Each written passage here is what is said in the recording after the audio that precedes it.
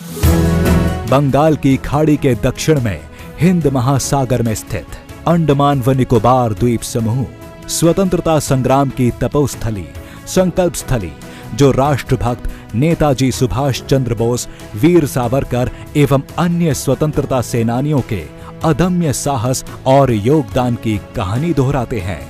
ये भारत की सामरिक सहयोग और समन्वय का प्रमुख केंद्र भी है। पिछले 9 वर्षों में अंडमान व निकोबार द्वीप समूहों के चहुमुखी विकास हेतु आधारभूत अवसंरचनाओं का निर्माण किया गया है। हाई स्पीड इंटरनेट के लिए ऑप्टिकल फाइबर केबल कनेक्टिविटी, बंदरगाहों का विकास व विस्तार, बेहतर सड़क संपर्कता के लिए हाईवेज इत्यादि का निर्माण। ये सभी कदम यहाँ के लोगों के विकास और बेहतर भविष्य के लिए भारत सरकार की प्रतिबद्धता को दर्शाते हैं, जिससे भारत की विकास यात्रा में ये द्वीप समूह मजबूत भागीदार बनकर उभरे हैं। अंडमान एक ऐसी धरती है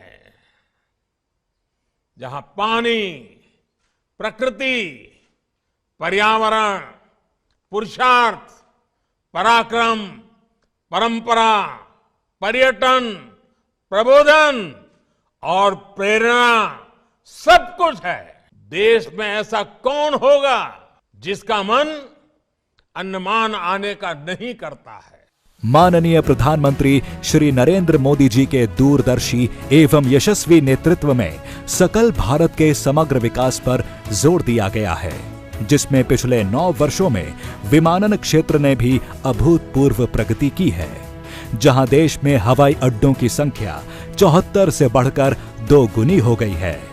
वहीं क्षेत्रीय संपर्कता योजना उड़ान के अंतर्गत भी आज देश के टियर 2 एवं टियर 3 शहरों में रहने वाला सामान्य जन भी हवाई यात्रा से देश विदेश से जुड़ गया है।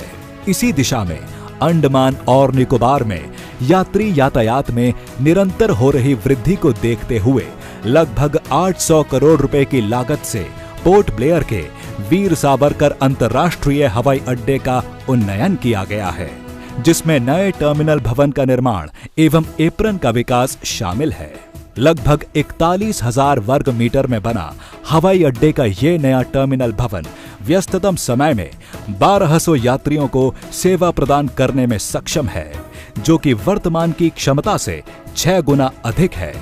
वह प्रतिवर्ष 50 लाख यात्रियों को सुविधाएं प्रदान करने में सक्षम है।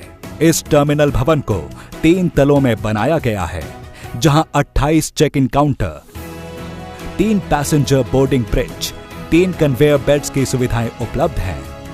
साथ ही नए विकसित एप्रन से पोर्ट ब्लेयर हवाई अड्डे में अब 6 से बढ़कर 10 विमानों की पार्किंग की सुविधा होगी।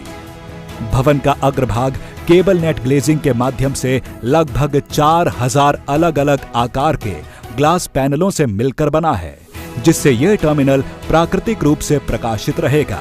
यहाँ के सुरम्य द्वीपों की समृद्ध जैव विविधता से प्रेरित पोर्ट ब्लेयर टर्मिनल भवन एक सीप के आकार की संरचना है, जो समुद्र और यहाँ के द्वीपों की सुंदरता को दर्शाती है।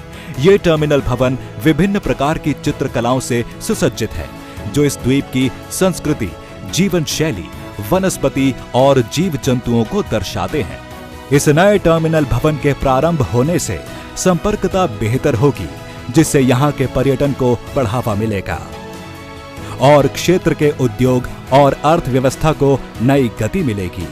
साथ ही शिक्षा, स्वास्थ्य, कृषि और मरीन क्षेत्रों को और भी बल मिलेगा। असीम संभावनाओं से भरे अंडमान निकोबार द्वीप समूहों के सर्वांगीण विकास की दिशा में पोर्ट ब्लेयर हवाई अड्डे का नया इंटीग्रेटेड टर्मिनल भवन एक अहम भूमिका निभाएगा।